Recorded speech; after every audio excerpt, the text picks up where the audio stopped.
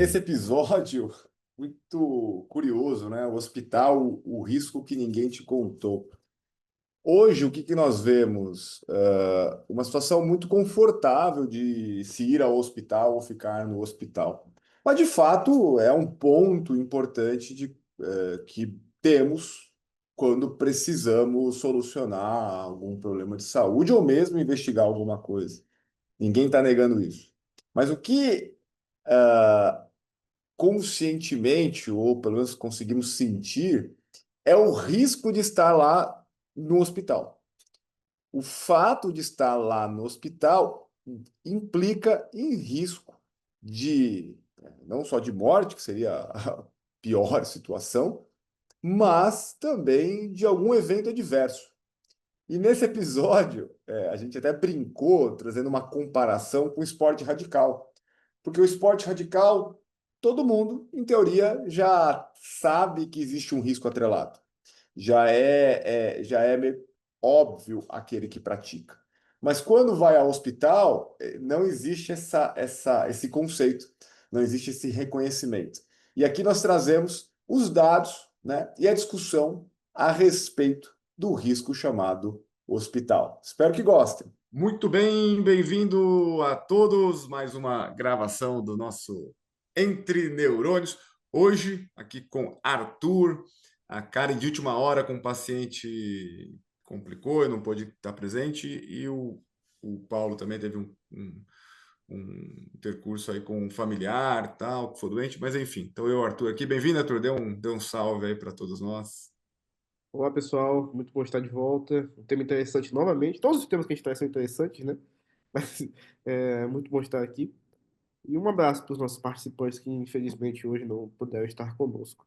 Eu discordo um pouco, não é que é todo tema interessante, mas muda, né? Cada um tem uma visão, né? Mas esse aqui, particularmente, eu acho ele bem interessante, né? E que é tudo isso, esse tema aqui, essa pesquisa veio aí de algumas, ouvindo algumas outras discussões e tal, sobre o risco de estar no hospital, né? O risco de ter um dano ou mesmo morrer na tentativa de investigar alguma coisa sobre a ótica médica. Então, hospital, o risco invisível que ninguém te contou. E é isso mesmo que vocês estão vindo. Estar no hospital já implica um risco de problemas ou mesmo morte para o paciente internado.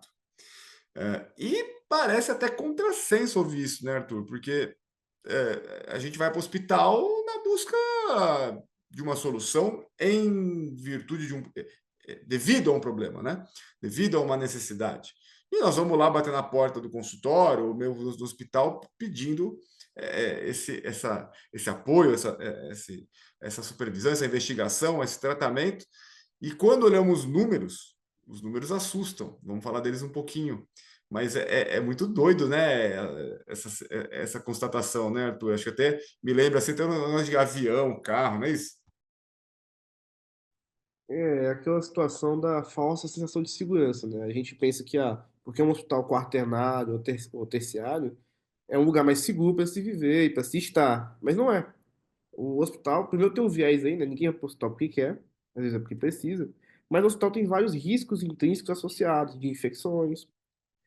A própria. Isso é um detalhe interessante que eu dei uma olhada. A própria arquitetura do hospital, ela é hostil ao paciente e à equipe que trabalha nele. Porque o hospital não foi feito para ser acolhedor nesse aspecto. A maioria dos hospitais são totalmente práticos. Aquela piada de, você mora, tipo, na casa do cara é totalmente prática e clean, você mora numa clínica. Porque a clínica não é acolhedora, o hospital não é acolhedor. E isso é ruim pro paciente. Não se, o paciente às vezes não se sente bem naquele espaço. E como eu disse, você falou dos riscos intrínsecos, infecções, intercorrências e por aí vai. E em relação à questão do avião versus o carro, é muito parecido com isso. O hospital ele parece mais seguro do que ficar em casa, do que fazer um tratamento ambulatorial. Que muitas, é claro, sempre tem suas indicações. Você precisa ir para o hospital, você precisa. Você pode tratar em casa, melhor. Você pode. A prevenção é o melhor remédio sempre, né? É mais seguro fazer prevenção do que tratar o problema latente. Mas vamos lá. o carro parece mais seguro que um avião. O avião voa, o avião às vezes cai, explode, todo mundo morre, geralmente, quando isso acontece. Então, o avião, ele parece muito mais perigoso. Só que se você for ver, no Brasil, ocorrem de 15 a 20 mortes a cada 100 mil habitantes no acidente de carro. Isso é muito. Enquanto no avião acontece, se não me engano, uma morte a cada 5 mil. Olha aqui, ó. Aqui, ó. A chance de você morrer em um acidente de carro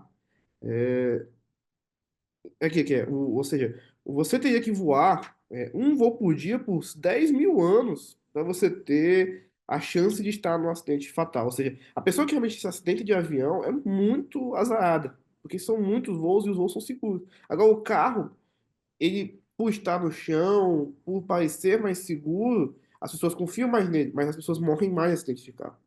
O transporte rodoviário é muito mais perigoso, principalmente no Brasil. Tem Eu acho. uma, tem uma frase até do Nassim Taleb, inclusive o autor do Cisne Negro, best-seller, e do Antifrágil, inclusive um livro que o Arthur e o Paulo me deram, muito bom, recomendo, que ele lembra, né, que a ilusão de segurança é mais perigosa que o risco real. Foi o que você acabou de falar, né, Arthur? Você olha para o avião, pô, esse troço aqui que voa, pô, se dá um problema, cai, né? E o carro tá lá, o que você falou, o carro eu pego, dirijo, eu paro no acostamento, é tudo, né? Em teoria, você tem uma falsa sensação, né, de segurança, essa ilusão, que é onde às vezes está o risco real. E no hospital, provavelmente vem com essa mesma problemática de interpretação. E eu fiz o quê, né? Assim, que me provocou. É que se comparar com o esporte radical, que são esportes aí, por exemplo, paraquedas, mergulho, né? Subir montanha, escalar montanha. Aí exemplo não falta, né? Aí eu tava, será que a mortalidade ou o risco desses esportes ele é maior do que o risco de você se internar no hospital por qualquer motivo? E aí eu acho que é a mesma pressão que a gente vai falar do avião e do carro, né? O cara vai falar, pô, o carro é muito mais seguro, né? Fala, não, o hospital é mais seguro, tô no hospital, pô. O cara que faz esporte radical é pior, né? Com certeza tem um risco maior. E não, foi que nem você acabou de falar. O avião, você trouxe o dado, praticamente tem que ter muito azar para estar se envolvendo em um acidente fatal, contrário ao carro. E o esporte radical também, ele chega às vezes a ser 100 vezes ou 1000 vezes mais seguro, no sentido, com menor risco de ter um evento fatal do que comparado com o hospital. Claro que vale aqui destacar que tem um viés de comparação. Quem vai para o hospital, como você bem lembrou, às vezes está com doença ativa, está enfrentando um problema que só por isso já coloca numa situação de maior risco de morte, né? A gente sabe disso. Mas os dados que eu trago aqui, por exemplo, até tem vários na literatura, mas eu me baseei mais aqui no artigo do New England, de 2023, onde ele traz que o risco de evento adverso, aí não é morte, mas qualquer problema, como você já citou aí, Arthur, a infecção, uma reação alérgica, ou uma até parte psíquica, né? É de 23, quase 24%. Ou seja, a cada 100 pessoas, ou cada 10 pessoas, vamos colocar aqui, que internam no hospital, 2 a 2,5, aqui, estatisticamente, se a gente fosse poder dividir no meio, mas vamos botar para baixo. Então, 2 pessoas vão ter algum evento adverso, de uma maneira geral, né? E isso, lembrando, não é erro médico, né? Isso aí erro de assistência da saúde. Isso aí são efeitos colaterais, né? Só o fato de estar lá, isso pode acontecer. E se a gente aprofundar o dado, vamos ver que desses 20, quase 25%, praticamente aí 6,8, 7% eles são evitáveis, né? Então daria para ter sido evitado essa exposição, né? E para a morte, que seria o pior desfecho, se eu não me engano, é quase 1 para 3.000 o risco do paciente internado no hospital evoluir para óbito. E aí, que traz aqui para a gente? Essa mortalidade prevenível, né, vamos dizer assim, do hospital, ela, quando você vai ver os dados e compara com dados que tem, principalmente americano, em relação a esportes radicais, como o mergulho, o skydiving, né, que é o paraquedas com aquelas roupinhas, paraglide, o risco é menor desses esportes radicais. Só vai perder o hospital, Arthur, e Kenzo, só vai perder para aquele base jump, que é aquela que o cara vai de um prédio ou num lugar mais alto e ele pula, ou seja, é uma altura menor, ele já pula realmente com o paraquedas já praticamente na mão para fazer uma abertura rápida. Aí esse base jump, eu acho que é o extremado do radical, e esse sim tem uma mortalidade maior que é a do hospital. Mas fora eles, olha que doideira, o esporte radical ele é mais seguro que o próprio hospital. E aí cai naquela interpretação que você havia falado com o avião. E é difícil de digerir isso, né, Arthur? Porque mentalmente, né, é desconfortável, pô. A gente tem que refletir se isso, como eu disse, 7% desses eventos são evitáveis, né?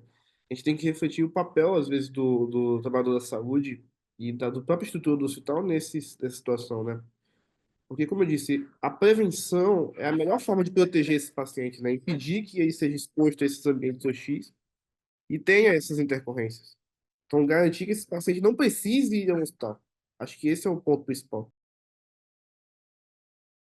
E aí, acho que vale também colocarmos um dos pontos que provavelmente ajudam a criar essa estatística, que a gente já acabou falando indiretamente sobre isso aqui, mas é o tal do overdiagnosis e o overtreatment, então excesso de diagnóstico e excesso de tratamento, que é algo que costumeiramente ocorre, tanto por necessidade, às vezes, do médico em tentar explorar mais, pedir mais exames, existe esse posicionamento, e o próprio paciente espera que o médico investigue mais, seja até às vezes mais invasivo. E aí junta a vontade com a fome de comer, a fome com a vontade de comer. E redundando o quê? Às vezes uma situação simples acaba se pedindo mais exames.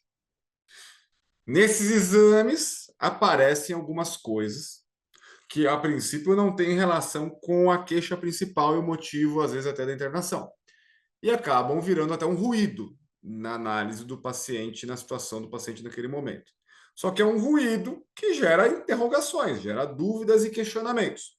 Aí duas coisas poderiam ser feitas. Uma, vamos fingir que não vimos, ou vamos desconsiderar e vamos seguir aqui no tratamento principal, ou vamos lançar mão de mais exames para entender o que é esse ruído, o que é esse achado em paralelo ao principal. E aí, ao avançar, que seria a segunda opção, a gente acaba muitas vezes invadindo o paciente ou fazendo outros exames, que por sua vez tem mais risco. Aí a conclusão pode ser que é o que não é, aí às vezes a decisão pode ser vamos tratar profilaticamente ou vamos, né, fazer uma biópsia, e aí mais invasibilidade, mais chance de complicação de reação. E aí no final não era nada, no final era uma lesão benigna, no final era realmente uma alteração, uma variação anatômica, enfim, mas o paciente passou por todo um estresse psicológico, foi invadido, fez tratamento, e sendo que não havia necessidade daquilo. Então, essa condição a gente acaba vendo muito, tanto por nós médicos, né, às vezes na insegurança, como pelo próprio paciente. Vai lá, não, eu vim aqui porque eu quero fazer a ressonância, eu vim aqui porque eu tenho que fazer a colonoscopia. E aí não tem indicação, mas o cara quer. E hoje o sistema ele sustenta nessa voz, né, requerente do paciente que vira um cliente, né? Então, no próprio consultório, eu também aqui no hospital, mas ele chega no consultório, oh, doutor, vim aqui que eu quero fazer uma ressonância, né? Parece até um balcão de padaria, né? O cara, não, vim aqui, quero 10 pãezinhos, mais tanto de queijo, e aí a gente tem que saber lidar com isso, né? Então, essa situação vai criando esse ambiente que leva a esse número aqui de 2023, né? Ou seja, recente, de praticamente um quarto dos pacientes internados vão passar por eventos adversos de várias magnitudes, inclusive aumentando a chance aí de óbito. E quando comparamos lá com os nossos tal dos esportes aí radicais, radical mesmo está no hospital, né, Arthur? Isso, tem uma coisa que o senhor fala muito, né? É mais difícil saber quando desinvadir do que quando invadir o paciente, né? Conter esse ímpeto, às vezes, de chegar ao final daquela questão, de resolver todo o paciente, né? Deixar só dar alta quando ele estiver todo redondinho, né? Às vezes o paciente chega lá, a gente até brinca, o paciente pode coisado, ele tem tudo. E você, não, só vou dar alta quando ele estiver redondinho. Sendo que tem situações que dá para fazer acompanhamento ambulatorial, né? E tem perfis de paciente que não suportam essa internação prolongada, né? Pegando como exemplo, alguns pacientes mais idosos, às vezes internam por alguma situação de emergência, que é resolvida prontamente, seja uma cirurgia que tem que ser feita, algum procedimento mais simples, e que eles saíram bem do que trouxe eles ao hospital, mas eles evoluem mal por uma infecção, evoluem mal por uma complicação que não era esperada, mas pela idade dele ficou suscetível. E aí, ou então, por alguma situação de, o paciente precisa fazer tal cirurgia, não tem o material, e você acaba tendo que esperar que aquele paciente não está muito tempo. Ele pegou uma pneumonia. Agora vai ter que tratar a pneumonia. Aí são 14 dias de antibiótico lá. Aí nesses 14 dias de antibiótico, ele deu uma úlcera de pressão. Vai ter que tratar a úlcera de pressão também. Vai ter que ficar mais 10 dias tratando a úlcera de pressão. E aí nessa, o paciente vai consumindo, né? Os pacientes que têm alguma reserva, quando eu digo reserva, eu digo massa magra, estrutura, ou seja, ele tinha um organismo bom o suficiente para aguentar todo esse estresse metabólico, que é passar por todas as situações. Ele vai consumindo, vai ficando cada vez mais fraco. E pode ser que quando ele chega na cirurgia de fato, a recuperação seja muito pior por causa disso.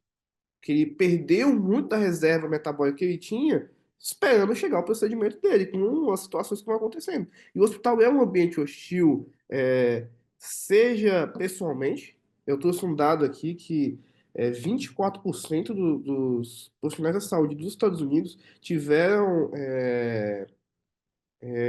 situações de assédio moral com pacientes ou com a própria equipe num ano, ou seja, é muito. Um quarto dos profissionais de saúde brigaram com o paciente ou com a equipe. Isso é demais. Então, trazendo, e não só essa questão pessoal, mas a questão microbiana mesmo.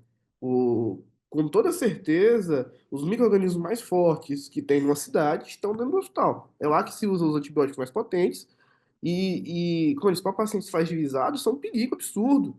Quanto menos o paciente ficar após uma cirurgia internado, melhor. Mais seguro para ele. Você me lembrou aqui duas coisas.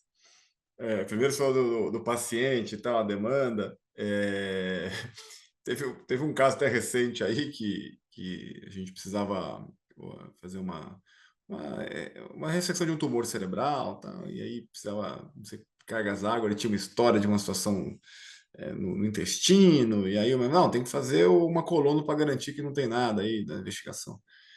E aí começaram a fazer o preparo da colonoscopia, o paciente, olha, sentiu muito, né? Que você tem que fazer toda aquela catarse intestinal, fala assim, né?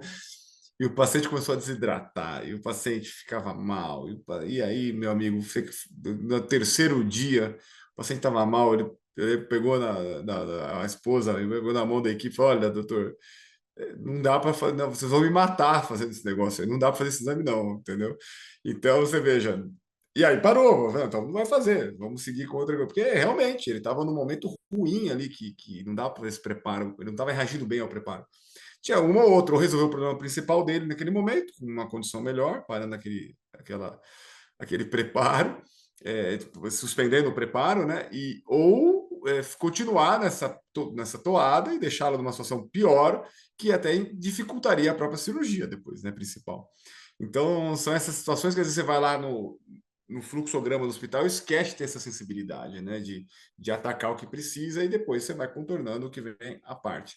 E você me lembrou muito bem o que eu faço com vocês na enfermaria, né? Com meus alunos.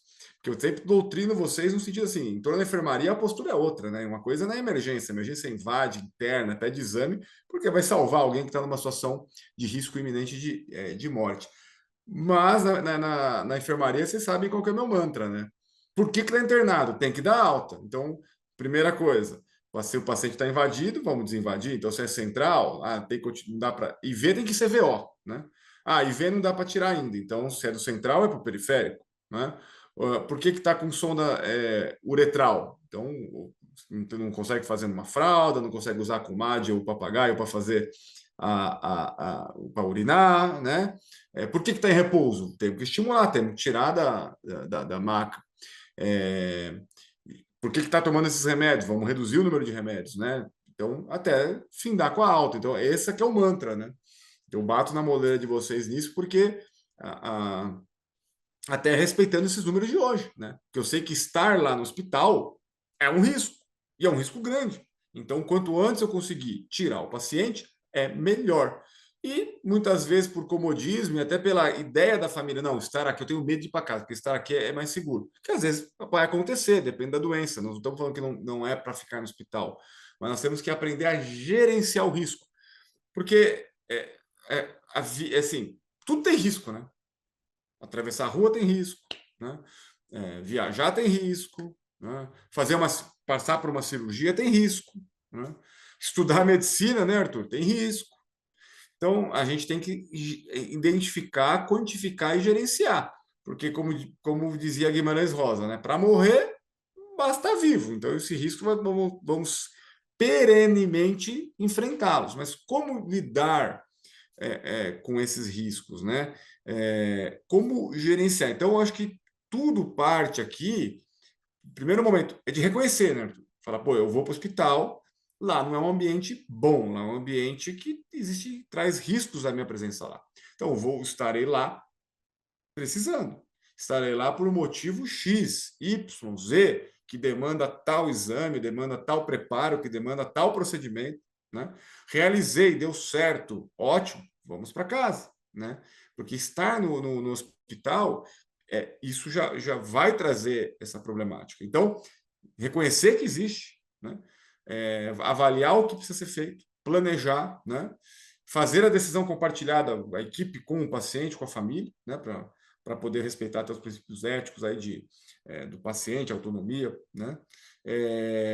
Acompanhar essa internação, verificar como está evoluindo e tentar nessa política, nesse mantra que eu acabei de passar de o quanto antes a gente caminhar para poder permitir que ocorra essa alta, né? E aí, com isso, a gente vai trazer para um ambiente um pouquinho mais administrável, né? E fugir um pouquinho, e tentar evitar um pouquinho essa estatística aí que assola, que impacta, que pesa, né? 25%, né?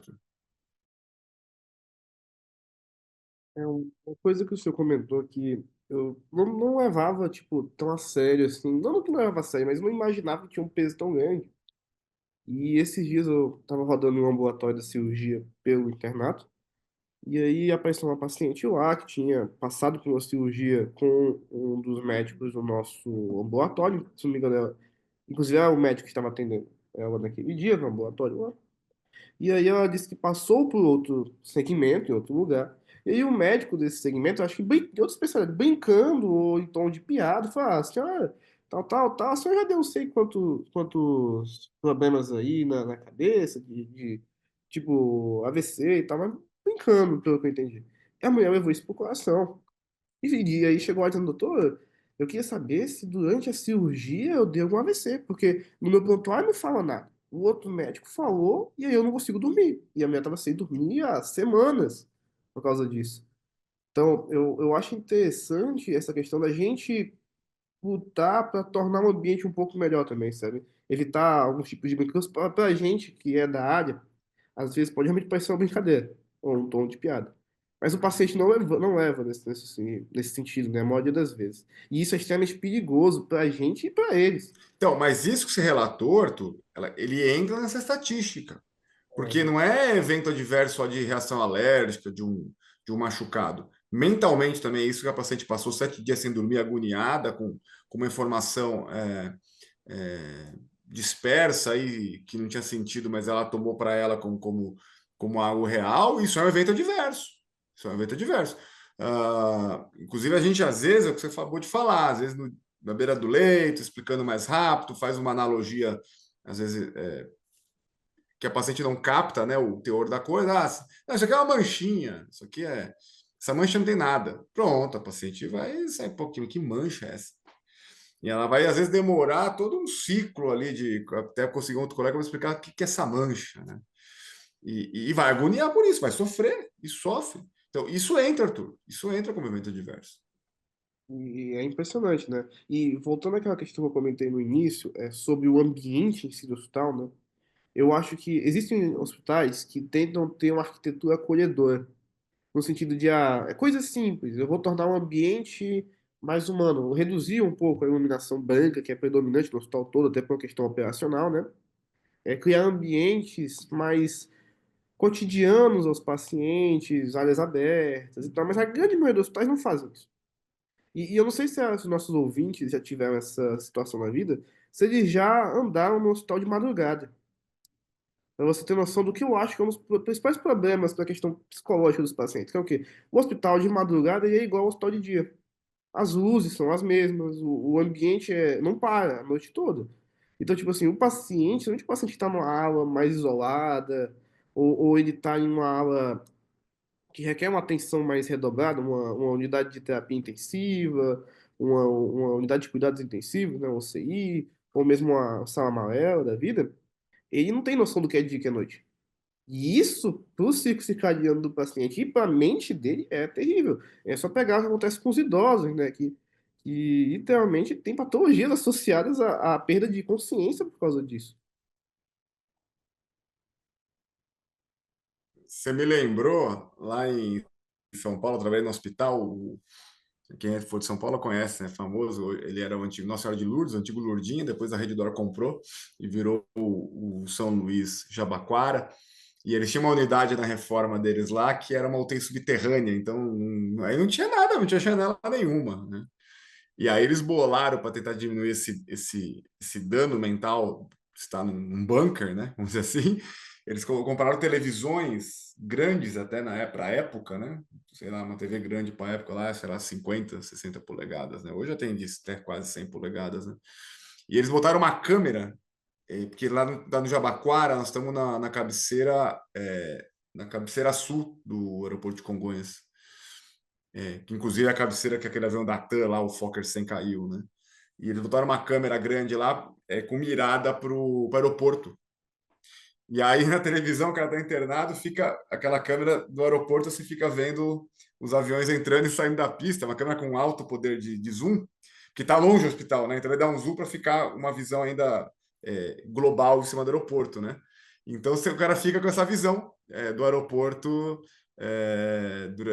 para poder ter alguma visão, né, dentro da UTI, que é aquele bunker, né, que não tem, é subterrâneo. Então, eu lembrei disso aí porque dá essa solução. E eu tenho alguns outros serviços que colocam quadros, né, para tentar aqueles quadros que mudam, com natureza, porque isso acalma também, né? Ver a natureza, ver a coisa, para tentar quebrar um pouquinho esse elemento aí estrutural. Tenho dois detalhes que eu queria comentar também sobre essa questão dessa arquitetura. Eu já fui num hospital, que é na nossa cidade, e o centro cirúrgico dele era verde. E aí, eu não sei se é por isso, mas o verde parecia muito o verde daqueles aviões soviéticos da cabine. E tem uma lógica para a cabine daqueles aviões ser verde, porque o verde acalma. E é o mesmo tom de verde. Hoje em dia eu fui lá recentemente e não é mais verde, agora é branco.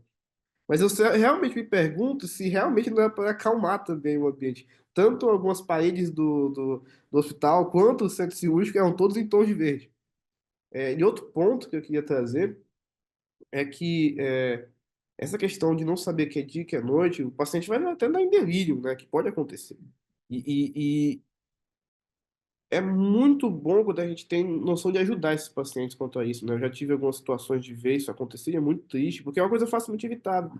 E alguns hospitais, até mesmo a equipe sofre com isso, né? Você passar a noite toda ali, naquele ambiente esquisito, não tem lugar para dormir para todo mundo, alguns hospitais não tem, porque muitas vezes é que nem um submarino, a cama quente, um sai, o outro já entra, né? E se for fazer um paralelo com o submarino, até o submarino tem ciclo de dia e noite. Durante o dia tem luzes brancas e durante a noite tem luzes azuis ou vermelhas, entendeu? Então, até isso eles tentam fazer, e no hospital não. Exatamente. Bom, eu acho que cumprimos aí com a provocação, né? Porque é algo que ninguém fala, né? É um negócio. O hospital é um risco, né? É um risco maior que os próprios esportes radicais, a não ser o base jump, que esse sim é perigoso mesmo, mais que um hospital. E aí cabe aí nós sempre lembrarmos dos protocolos, seguir aí tentar melhorar o fluxo para realmente diminuir o risco do paciente de passar por isso. Então, risco sempre há, para tudo, né? Mas se respeitarmos esse risco e estabelecermos fluxos para otimizar não o objetivo da internação e encurtá-la ao máximo possível com sucesso, né, no objetivo, é o que é o mundo ideal que a gente precisa, porque é necessário entender e respeitar essa condição da internação que por si só algo perigoso, certo, Arthur? Isso. E eu acho que se eu for finalizar minha fala, eu acho que o ponto principal é focar em prevenção. Prevenção é muito importante. Acho que se for uma condição que vai tirar para o hospital de qualquer jeito, um tumor, algo do tipo, descobrir de forma precoce é bom, seu prognóstico. Se for algo evitável, é melhor ainda, você vai evitar esse transtorno de ter que ir ao hospital e se expor a esse risco. Então, acho que o ponto é esse, é prevenção, é estar atento aos protocolos de prevenção pelas principais doenças e fazer check-ups com alguma regularidade. Então, prevenir é sempre melhor do que ter que ir lá intervir para remediar o que já aconteceu. Então, acho que essa é a minha principal visão. Isso previne você de ter que se expor ao risco de ir a um hospital. Mas isso aí é para outra gravação, que é a medicina 3.0. Nós vamos falar, porque hoje nós vivemos uma medicina 2.0, que é essa da assistência da terapêutica. Nós temos que falar da medicina 3.0, que é a que você está recomendando, que sim, tem todo sentido. O ideal é não ficar doente, o ideal é não precisar do hospital.